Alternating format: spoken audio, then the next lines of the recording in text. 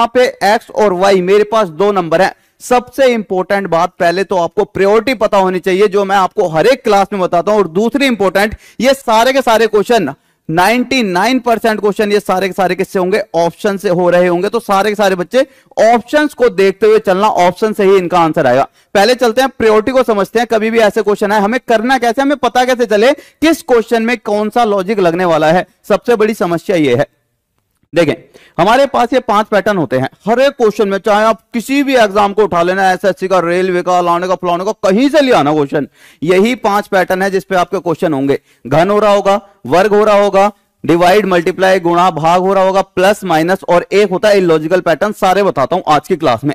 सबसे पहले अगर हमारे पास घन वाला क्वेश्चन है या नहीं, कैसे पता लगेगा, इसका एक बेसिक सा रूल है।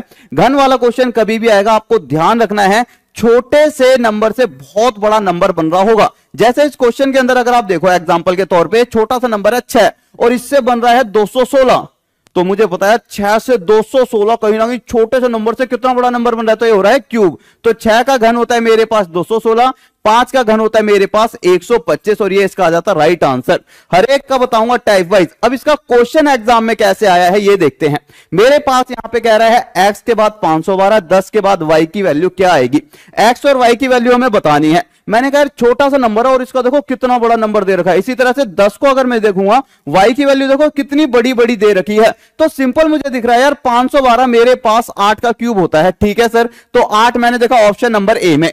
पहले तो मुझे ध्यान रखना है प्रायोरिटी का, फिर हम पकड़ेंगे ऑप्शन को। ऑप्शन नंबर ए 8 का घन, मतलब सी नहीं हो सकता, 9 नहीं हो सकता, 6 नहीं हो सकता। फिर बचा ऑप्शन नंबर बी, या तो ए होगा या बी होगा। अगर ये 8 का घन है तो हमें देखना है 10 का घन कितना होता है सर 1000, तो option number B. Within second आपका आंसर आ गया, दिमाग ज्यादा लगाना ही नहीं है।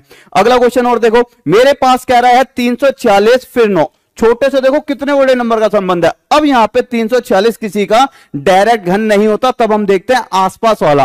346 के आसपास कोई ऐसा नंबर जो मेरे पास यहां पे किसी नंबर का घन हो। मैंने कहा सर जी 7 का घन मेरे पास 343 होता है, और इसके अंदर मैं अपने घर से अपनी जेब से 3 रुपए और डाल देता तो मेरे पास 346 हो जाते। मतलब यहां पर अगर मैं 7 रखता हूं तो मेरे पास 7 के घन के अंदर 3 जोड़े। अब ऑप्शन मैंने देखे, 7 हो सकता है, ठीक है, 5 वाला गया, 6 वाला गया, 8 वाला गया। अब आप चेक भी कर सकते हो यहां पे मेरे पास ऑप्शन को, मेरे पास 732। 9 का घन कितना होता है सर जी, मेरे पास 729 होता है, और अपने घर से 3 रुपए ऐड करता तो 732, 110% आंसर।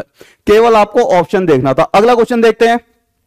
अगला टाइप है हमारे पास स्क्वायर वाला। घन तो हो गया छोटे से बहुत बड़ा, स्क्वायर वाला होता